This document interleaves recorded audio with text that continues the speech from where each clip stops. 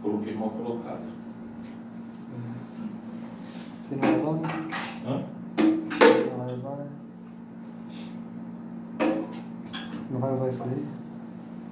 Quem usa ele normalmente é o exame.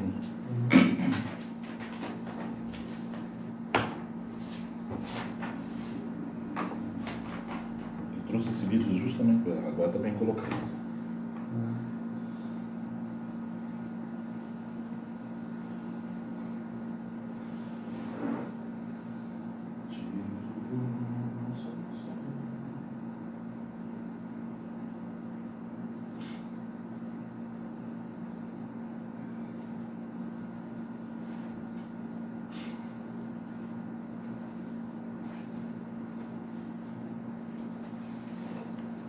Obrigado.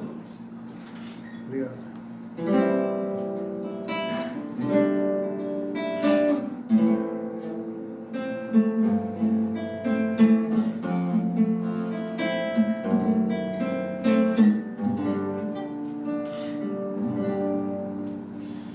Essa nossa estrela da manhã, Cordeiro Santo que nos trouxe a paz, em tuas mãos está tudo vencer. Resposta a todo aquele que clama. A verdade é tua palavra que não podes mentir. Por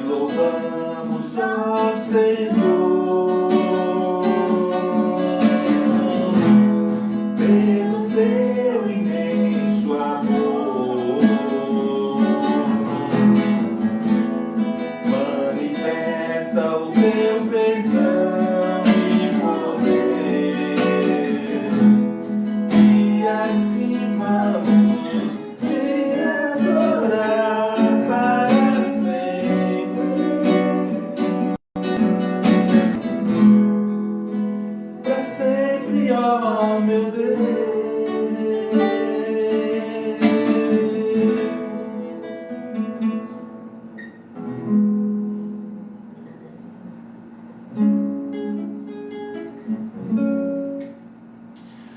Bom dia, queridos. Que a graça e a paz do Senhor Jesus Cristo esteja reinando no seu coração.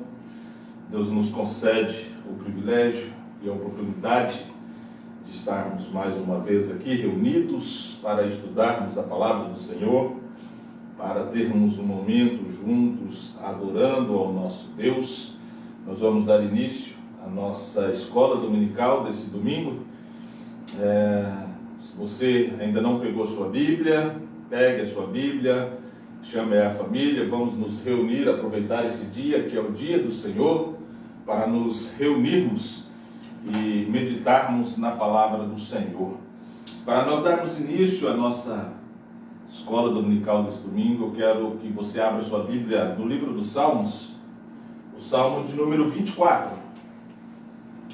Nós vamos fazer a leitura desse Salmo. Hoje está aqui comigo, abençoando a minha vida, me ajudando, a Deisiane e a Miriam. O Douglas também está conosco aí, cuidando aí das câmeras. Inclusive, se você quiser interagir, está pedindo oração, esteja aí passando a mensagem no Facebook. O Douglas está acompanhando, vai passar para nós. Nós vamos estar orando por você, pela sua família, orando, rogando a bênção do Senhor. Vamos então ler a palavra de Deus, Salmo de número 24. A Deise vai fazer a leitura do Salmo 24 e nós vamos acompanhar essa leitura. A vinda do Rei da Glória, Salmo de Davi. Ao Senhor pertence a terra e tudo o que nela se contém, o mundo e o que nele habita.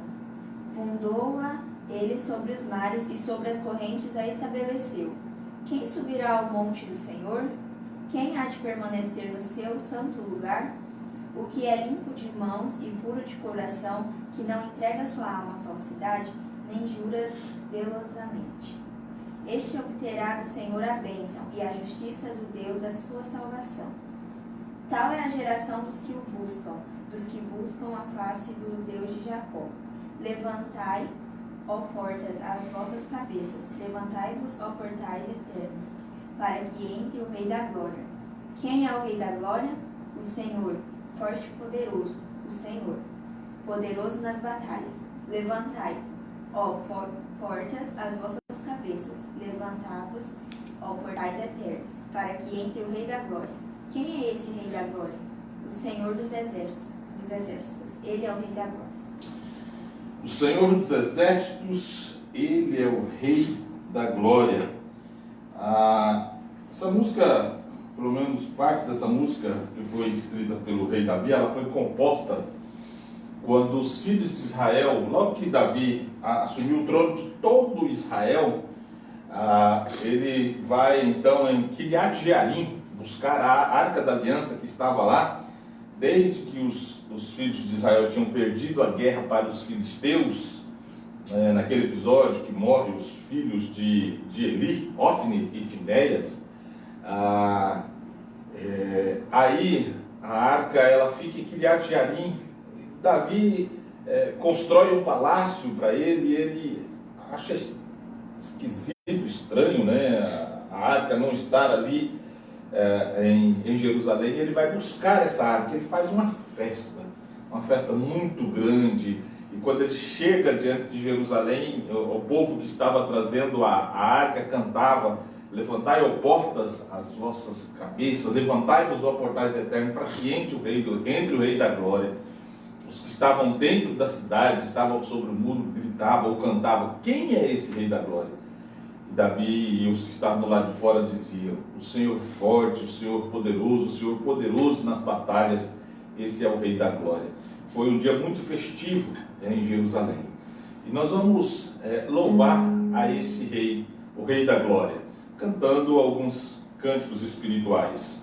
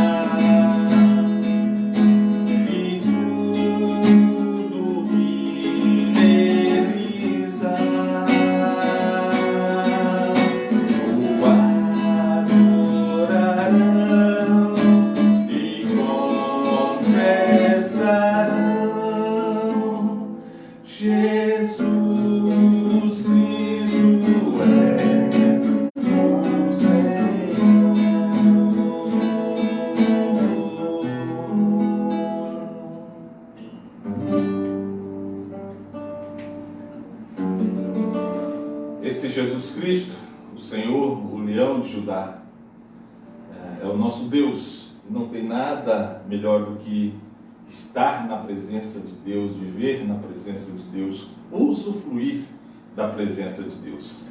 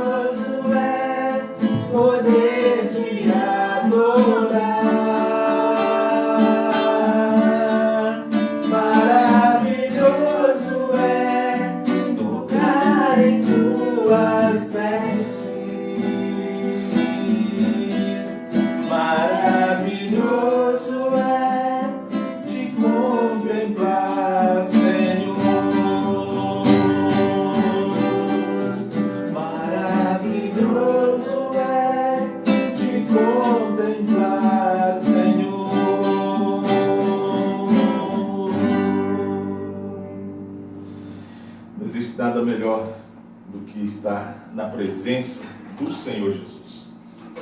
Nós vamos abrir as nossas Bíblias nesse instante no Evangelho narrado pelo evangelista Mateus, Lucas capítulo 13.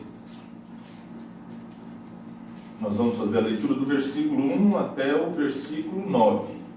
Eu vou pedir para a irmã Miriam fazer essa leitura para nós. Lucas, o capítulo 13, versículos 1 até o versículo 9. Naquela mesma ocasião, chegando alguns, falavam a Jesus a respeito dos galileus, cujo sangue Pilatos misturara com o sacrifício que os mesmos realizavam. Ele, porém, lhes disse: pensais que esses galileus eram mais pecadores do que todos os outros galileus, por terem padecido essas coisas? Não eram. Eu vou-lo afirmo, sim. Porém, não vos arrependeis, todos igualmente perecereis. Ou cuidais que aqueles 18 sobre os quais desabou a torre Torre de Siloé, e os matou, eram mais culpados do que todos os outros habitantes de Jerusalém? Não eram, eu vou-lo afirmo, mas, se não vos arrependerdes, todos igualmente perecereis. Então Jesus proferiu a seguinte parábola. Certo homem tinha uma figueira plantada à sua vinha, e, vindo procurar fruto nela, não achou. Pelo que disse ao viticultor, há 3 anos venho procurar fruto nesta figueira e não acho. Podes cortá-la para que está ela ainda ocupando inutilmente a terra? Ele, porém, respondeu: Senhor, deixa ainda este ano, até que eu escave ao redor dela e lhe ponha estrume. Se vier a dar fruto, bem está, se não, mandarás cortá-la. Vamos estar orando a Deus. Senhor, mais uma vez nós estamos reunidos aqui, ó Deus. Algumas pessoas estão reunidas em suas casas e o propósito único, Deus, é de engrandecer o Teu nome, ser edificado, crescer, ó Deus, no conhecimento da palavra do Senhor Jesus. E por isso, Deus, e para isso nós lemos a Bíblia agora e vamos estar comentando um pouquinho a respeito do texto lido. E não temos, ó Deus, em nós mesmos nenhum tipo de capacidade para entender a palavra do Senhor, a menos que o Senhor esteja agindo em nossas vidas. A própria palavra do Senhor nos ensina que carecemos, ó Deus, do Espírito Santo para esclarecer o nosso entendimento. E por isso nós oramos a Ti. Nós oramos ao Senhor pedindo a graça do Senhor sobre nós para entendermos a Tua palavra e para podermos viver essa palavra do Senhor após ouvi-la e entendê-la, para colocarmos de fato em prática e sermos agraciados pelas bênçãos do Senhor. Ó Deus, a nossa oração é no sentido de que o Senhor esteja abrindo o nosso entendimento, esteja preparando os nossos corações para receber essa palavra. Nós pedimos isso, ó Deus, para a glória do Senhor Jesus, em nome de quem nós oramos, para o bem dos Teus filhos, da Tua igreja, ó Pai. Em nome de Cristo Jesus, nos abençoe, ó Deus, com a iluminação do Teu Espírito Santo. Amém, Senhor. Amém.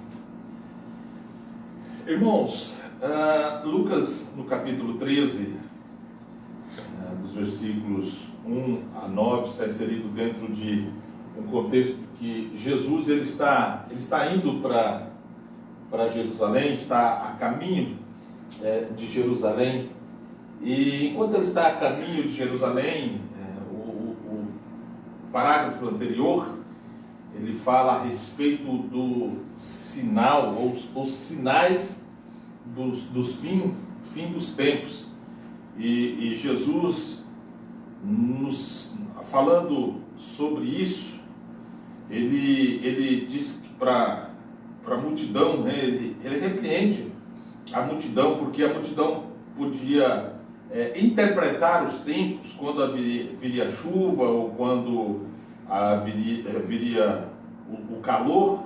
Eles interpretavam, mas eles não conseguiam discernir a época que eles estavam vivendo, o momento que eles estavam vivendo, as oportunidades que eles tinham com respeito ao reino de Deus, e inclusive, principalmente, a oportunidade de um arrependimento, de uma conversão ao Senhor. O povo de Israel era o povo de Deus, né, o povo da aliança, o povo da promessa, mas nem todos ali tinham o coração deles pertenciam ao Senhor, pertenciam a Deus. E nesse aspecto, então, Jesus fala com eles e aproveita alguns acontecimentos para falar sobre a necessidade do arrependimento e da produção de frutos. Quando nós olhamos para a história da igreja, nós vamos ver que durante muito tempo, durante toda a sua história, a igreja cristã ela recebe membros, pessoas que pelo poder e pela misericórdia de Deus são transformados naquilo que Paulo chama de uma nova criatura, pessoas que experimentaram uma transformação interior, uma regeneração por meio de Cristo Jesus. Elas se tornam então engajadas no serviço do reino de Deus, produzindo frutos que permanecem. Mas ao mesmo tempo, falando de igreja visível, aí de denominações, ao mesmo tempo a igreja ela recebe também pessoas que não são convertidas a Cristo. São aquelas pessoas que, mesmo se tornando membros de igrejas locais, de denominações, mesmo se tornando membros dessas denominações, elas continuam nas suas práticas de vidas antigas, de como era antes de se tornar membro da igreja. O fato de pertencer à igreja não muda a vida delas. Na realidade, isso é uma realidade. O fato de pertencer a uma igreja não muda a vida, mas o fato de pertencer a Cristo, isso muda a vida de uma pessoa.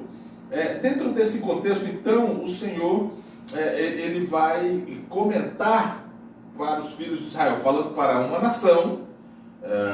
O povo de Israel pode ser entendido como a igreja de Deus no Antigo Testamento, mas existiam pessoas que estavam dentro da igreja do Antigo Testamento, do povo de Israel, e que não produzia frutos. Nesse caminho de Jesus, então, para Jerusalém, chega diante deles algumas pessoas, e falaram com Jesus a respeito de um acidente que aconteceu, onde Pilatos ele mata algumas pessoas, e Jesus usa essa pergunta deles e ao mesmo tempo Jesus conta um outro episódio e vai trazer então algumas lições para aquelas pessoas, as lições que são aplicadas às nossas vidas, sobre a necessidade de um arrependimento e a necessidade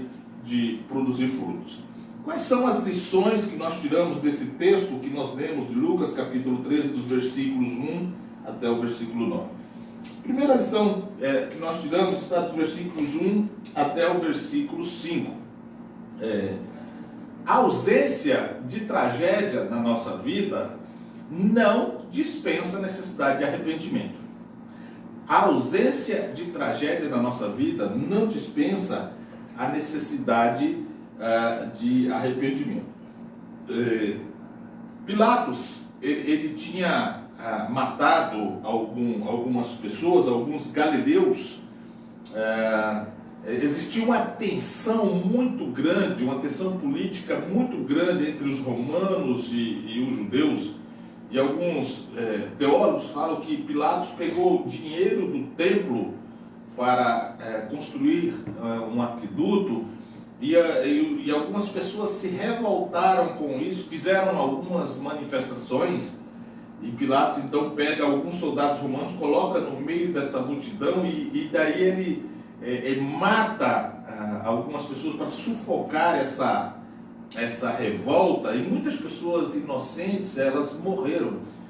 Pessoas que não tinham nada a ver com o problema acabaram morrendo, e isso aumentou então a revolta, a tensão entre os judeus e Pilatos. E quando Jesus está indo para Jerusalém, eles fazem a pergunta para eles quem era culpado daquilo, se era o Pilatos que era culpado, se eram os próprios judeus que eram pecadores, e por isso estavam arcando com a consequência dos seus pecados. Aquele pecado era a justiça de Deus, etc. e tal. Jesus aproveita esse episódio e conta um outro episódio de um outro fato que tinha acontecido, de alguns galileus, de algumas pessoas que estavam no tanque de Siloé, e o tanque de Siloé desabou sobre eles e matou aquelas pessoas em Jerusalém.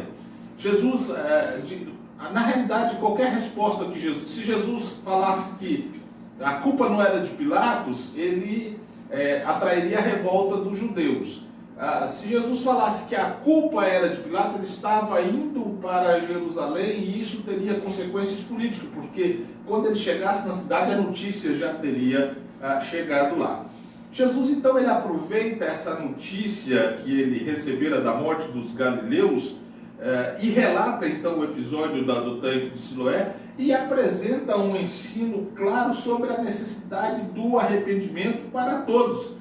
E não apenas para aqueles que são vítimas de atrocidades políticas ou outras calamidades naturais. Os pensamentos vigentes nos dias de Jesus, como acontece ainda hoje, era de relacionar os acontecimentos trágicos com algum tipo de pecado. Ou a gente tem uma facilidade muito grande de relacionar qualquer tipo de doença ou catástrofe com pecados.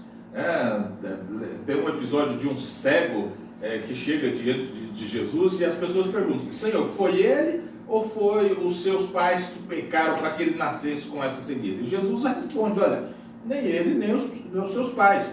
Na realidade, o que Jesus está dizendo é que aquilo ali não era consequência de pecado. Tanto ele como os pais eram pecadores, mas aquilo não era consequência de pecado. E sim, aquilo era para que se manifestasse o poder de Deus. Existem pecados que podem e são relacionados a enfermidades, a doenças, mas nem todo pecado, nem toda doença é consequência de pecado. Jesus, então, vai revelar que os galileus que estavam na construção da torre, lá no tanque de Siloé, eles não eram mais pecadores do que a liderança religiosa de Israel, e eles não eram mais pecadores do que os moradores de Israel, a ponto de sofrerem uma justiça divina sobre a vida deles. Nas entrelinhas, o que Jesus está deixando claro é o seguinte: se as pessoas vão morrer por um ato da justiça de Deus agora contra os pecados, então todos os que estão aqui têm que morrer. Todos os que estão aqui têm que morrer. Jesus diz duas vezes no versículo 3: não eram, eu vos afirmo, se porém não vos arrependeres, todos igualmente perecereis. No versículo 5: não eram, eu vos afirmo, mas se não vos arrependeres, todos igualmente perecereis. O que Jesus está dizendo é: eles eram culpados, mas vocês também são culpados. Todos os homens são culpados dos seus pecados. Todos os homens merecem a morte. A lição, então, é: a ausência de tragédia não dispensa a necessidade de arrependimento. Queridos, talvez nesse momento que nós estamos vivendo, no momento histórico da humanidade, o tal do coronavírus, isso está atingindo todo mundo, algumas pessoas vão passar por uma situação muito drástica, tanto por causa do coronavírus propriamente dito, como por causa da consequência do coronavírus na humanidade. A gente tem ouvido falar aí sobre colapso na economia, colapso na produção, fome, morte e tal. A tendência nossa é de olhar e pensar assim: as pessoas estão passando isso por causa dos seus pecados.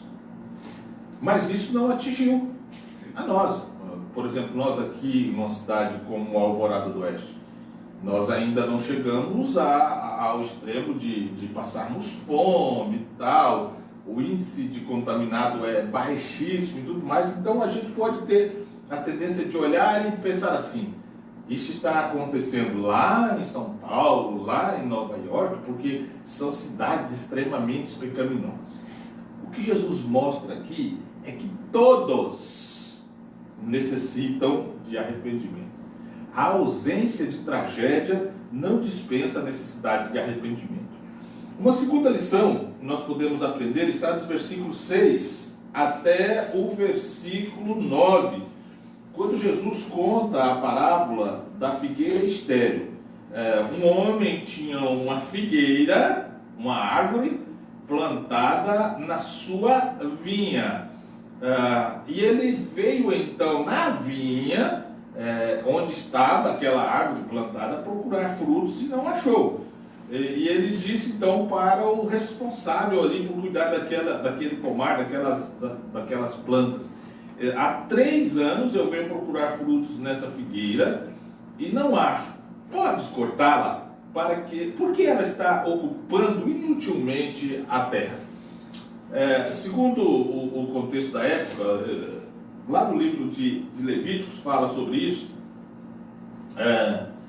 Nos 3 primeiros anos de vida de uma árvore, os frutos não podiam ser colhidos. Está lá no livro de Levíticos. No 4º ano se colhia então os frutos. O escritor aqui, a parábola, esse homem, há 3 anos ele vinha procurar frutos e não encontrava. Isso significa que essa árvore ela tinha aproximadamente então 7 anos de vida. E nesses 7 anos ela não produzia frutos. O que Jesus vai nos ensinar ao contar essa parábola? Primeiro ele fala da necessidade do arrependimento. A ausência de tragédias não dispensa a necessidade de arrependimento. Depois ele vai mostrar então que o arrependimento ele é evidenciado na vida através da produção de frutos. Os frutos que nós produzimos, ele vai mostrar o arrependimento que nós tivemos, se de fato nós tivemos esse arrependimento. Embora Jesus estivesse falando para a ideia de figueira, a ideia da liderança ali de Israel, mas era uma mensagem que se aplicava a todo o povo, porque nos capítulos, nos versículos anteriores, ele disse: se vós não vos arrependerdes, igualmente perecereis. Então torna evidente que a aplicação desse ensino é para todas as pessoas que ouvem a mensagem ou ouvem a palavra de Deus, todos aqueles que estão no reino, isso é, a liderança e a comunidade. Aquela figueira que estava no meio da vinha, ela podia prejudicar a produção da vinha. E ela então deveria ser cortada, jogada fora, porque ela não estava produzindo frutos. No início do ministério de Jesus, no Evangelho de João, capítulo 1, Evangelho de Lucas, também vai falar sobre a pregação de João Batista. João Batista foi o precursor de Jesus Cristo. E a pregação de João Batista, ela foi caracterizada pelo convite ao arrependimento. João Batista chamava aquelas pessoas de raça de víbora. E ele dizia assim: arrependei-vos e seja batizado. Arrependei-vos e produzi frutos de justiça.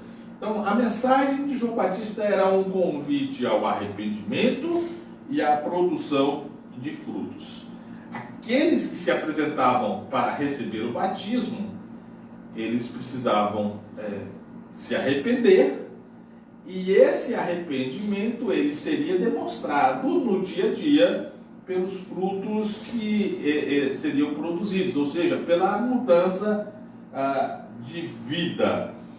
A falta de frutos coloca a figura da figueira sob ameaça. era de se esperar que no 4º ano ela já tivesse frutos. E ela já estava ali com 7 anos e não tinha produzido nenhum fruto. A parábola, então, vai nos trazer essa lição. O arrependimento, ele é evidenciado pela produção de frutos. Então, nós temos 2 lições. Primeira delas, a ausência de tragédia não dispensa a necessidade de arrependimento. Você pode estar levando uma vida tranquila, uma vida de bonança, uma vida de calmaria, mas isso não implica que não há necessidade de arrependimento. A segunda lição é que esse arrependimento ele vai ser demonstrado na vida cristã ou no dia a dia através dos frutos que nós produzimos. Isso quer dizer que se você está dentro de uma igreja, vamos pensar aqui, nós estamos na igreja presbiteriana, vamos pensar dentro de presbiterianismo. Se você está dentro da igreja presbiteriana, você se tornou membro, foi batizado e tal, tudo mais, mas no dia a dia você não demonstra esse arrependimento na sua vida, você precisa repensar a sua conversão. Você precisa repensar o seu compromisso com Deus. Por quê? Porque o arrependimento nos leva à produção de frutos. Mas a parábola diz ainda que o dono da figueira, o homem que tinha a figueira, ele chega para o viticultor e fala: ó, corta essa figueira. Ela já está aqui, já tem 3 anos que eu procuro fruto e não encontro fruto nela, ela não está produzindo, pelo contrário, ela está prejudicando a vinha. Corta essa figueira. Mas o viticultor, ele fala assim: senhor, deixa mais 1 ano, tá certo, você já procurou frutos 3 anos, mas deixa pelo 4º ano, até que eu escabe ao redor dela, lhe ponha o esterco, o estrume e tal. Se depois que eu fizer tudo isso ela vier a produzir fruto, tudo bem. Aí se não, então o Senhor manda cortá-lo. Aqui nós vemos, queridos, que a misericórdia de Deus nos oferece oportunidade. A misericórdia de Deus nos oferece oportunidades, tanto do arrependimento quanto da produção de frutos. A decisão de cortar a figura infrutífera que estava prejudicando toda a vinha, ela foi adiada. E a ideia ela foi adiada por quê? Por causa da misericórdia. Não existia nada que impedia o viticultor de cortar aquela figueira, mas pela sua longanimidade, ele manifesta então a misericórdia e fala: vamos deixar por mais 1 ano. E depois de 1 ano, depois de fizer tudo o que é necessário, se colocar ali o esterco, se colocar ali os remédios, tudo que for necessário, ela não produzir, aí a gente toma a providência. O interessante é que essa parábola, ela não tem um final. O texto fala assim: e se não produzir, mas não fala o que aconteceu. Não fala se ela produziu, se ela não produziu, se ela foi cortada, se ela não foi cortada. E é bastante sugestivo que essa parábola ela termine em aberto, cabendo então para os ouvintes darem uma conclusão. Ou seja, aquelas pessoas que estavam ouvindo aquilo que Jesus estava falando, eles iam dar uma conclusão para aquela parábola. Será que ela produziu frutos? Será que o cuidado especial surtiu efeito? Será que a árvore foi poupada ou ela foi cortada? Nós não temos como saber a resposta a essa pergunta, mas podemos responder com respeito à nossa vida. Assim como aquela parábola se aplicava a todas as pessoas que estavam ali, ela se aplica à nossa vida hoje. E eu não posso responder pela árvore, eu não sei, mas eu posso responder pela minha vida. E mais uma vez, a pergunta não é o que aconteceu com a árvore, a pergunta é o que acontecerá comigo? O que vai acontecer com você? O que vai acontecer com cada um de nós? Deus procura frutos. Ele não procura substitutos para os frutos. É hora de arrependimento. Essas coisas que estão acontecendo não devem nos levar a pensar: puxa vida, como essa humanidade é pecadora. Eu tenho ouvido muito, queridos, inclusive mensagens sobre a necessidade de arrependimento e tal, mas essa mensagem ela é sempre voltada para o outro. Sempre é voltada para o outro, sempre voltado para o outro.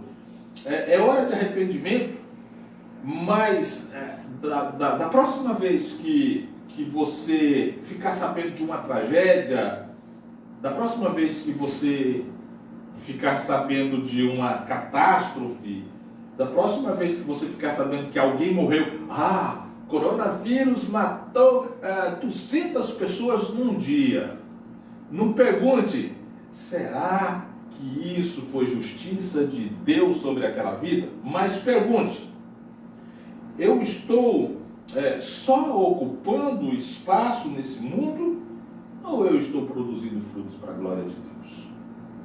É essa a pergunta que nós devemos fazer. Eu estou só ocupando espaço nesse mundo, como aquela figueira que estava ali inútil, que não produzia nada, ou eu estou produzindo frutos para a glória de Deus? E essa é a pergunta que eu quero deixar com você nessa manhã. Você tem demonstrado arrependimento e produzido frutos de arrependimento? Não tentem encontrar o pecado dos outros. Não tentem ficar julgando a vida dos outros. Mas aproveite esse momento para olhar para a sua vida. A misericórdia de Deus, ela está sendo estendida à sua vida, à minha vida. E que nós possamos produzir frutos e sermos como um farol que brilha nas trevas, mostrando o caminho de salvação a todos aqueles que precisam. Amém?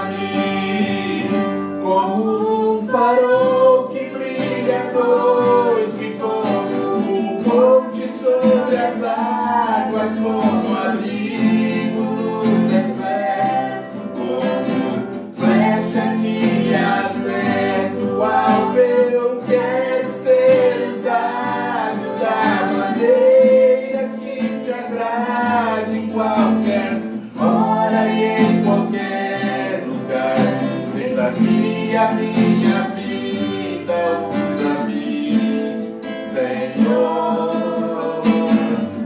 usa-me, sonda-me, quebranta-me, transforma-me, enche-me e usa-me, sonda-me, quebranta-me, transforma-me, enche-me e usa-me, Senhor, e usa-me,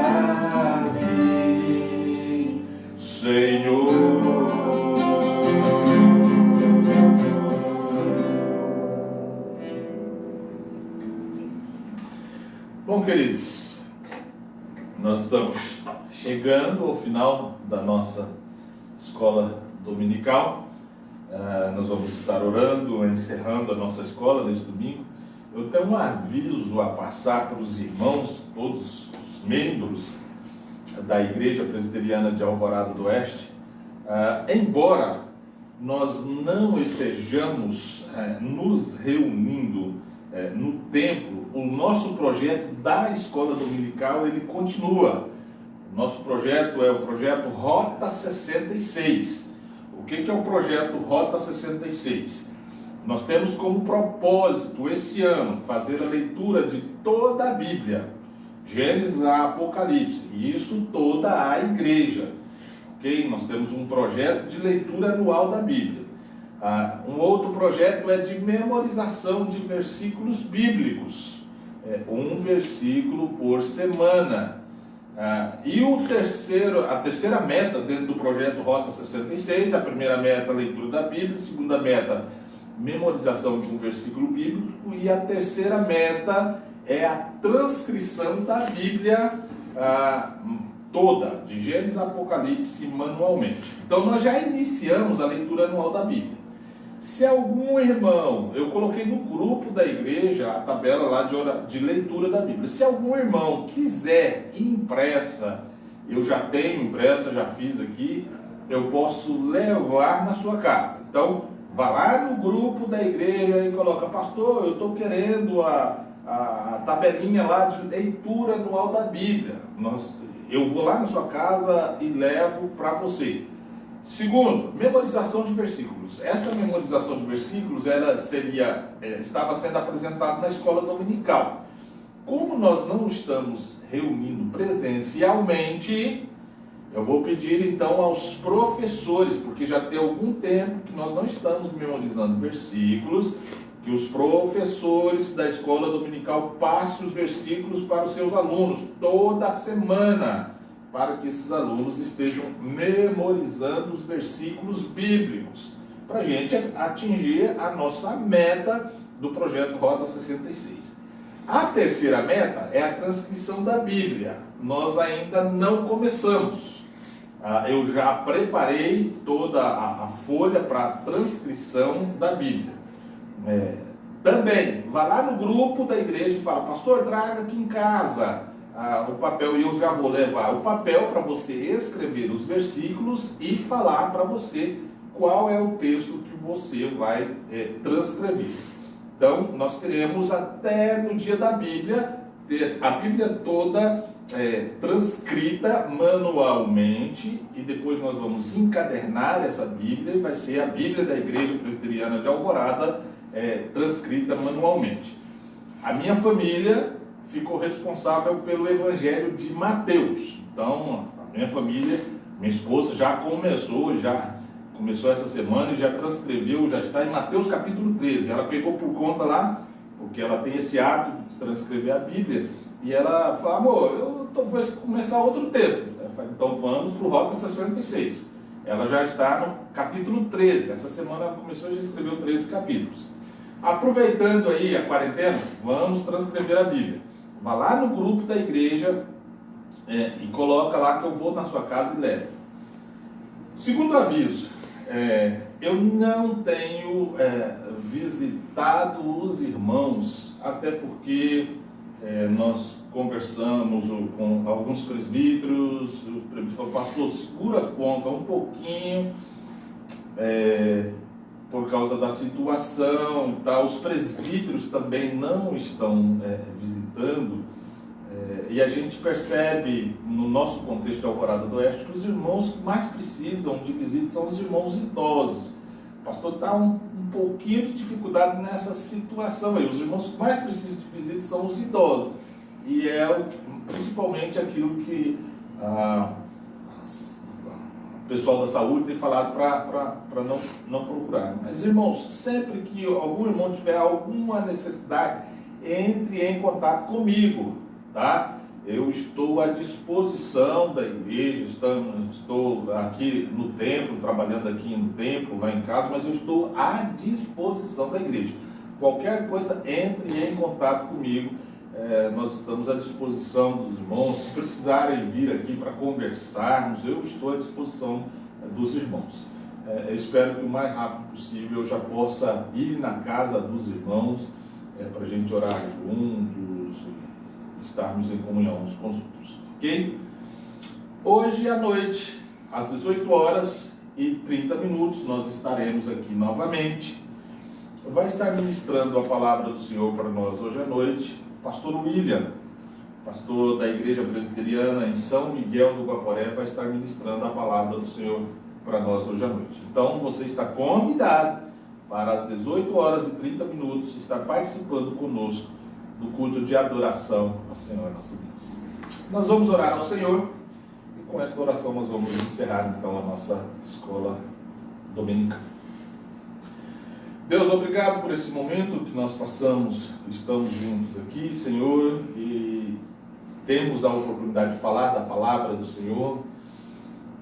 Uma palavra, Deus, que mexeu com a minha vida e que acredito, ó Deus, mexeu com a vida de muitos irmãos que a ouviram, que nos mostra a necessidade de arrependimento, não somente de pessoas que nós julgamos pessoas depravadas, mas todos nós. A Bíblia fala para nós, lá no livro, na carta de Paulo aos Romanos, no capítulo 3, que todos nós carecemos da graça do Senhor, porque somos pecadores. Pecamos, ó Deus, contra a santidade do Senhor, por palavras, por pensamento, por ações, e até mesmo quando não fazemos nada, pecamos contra o Senhor por omissão, ó Deus.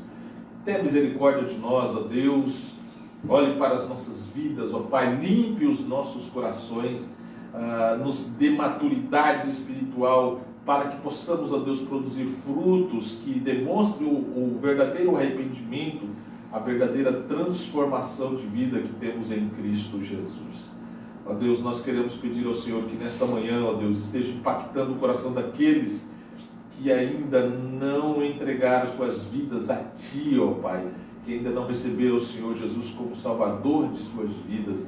Que estas pessoas, ao ouvirem essa palavra, Deus, possam depositar a confiança totalmente no Senhor e sejam, ó Deus, transformadas pelo poder do Espírito Santo do Senhor.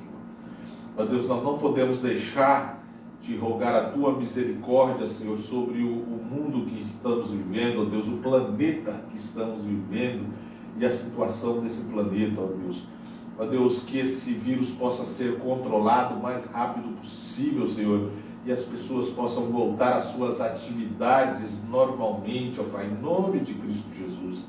E eu te peço, ó Deus, de uma forma muito especial pelo Brasil, ó Deus, a situação a cada dia que passa está se fechando mais e mais, mas entendemos que o Senhor está no controle de todas as coisas, e não só está no controle, como tem um propósito, ó Deus, tem um plano. E os planos do Senhor visam o bem do Teu povo e a glória do Teu nome. Por isso nós oramos ao Senhor, ó Deus, e colocamos as nossas vidas diante de Ti, nos submetemos a Ti e pedimos ao Senhor que prepare os nossos corações para hoje à noite estarmos reunidos mais uma vez, louvando o Teu nome e falando das grandezas do Senhor. Em nome de Cristo Jesus. Amém, Senhor. Amém, Senhor. Que Deus abençoe, queridos. Nós nos vemos daqui a pouco, às 18h30.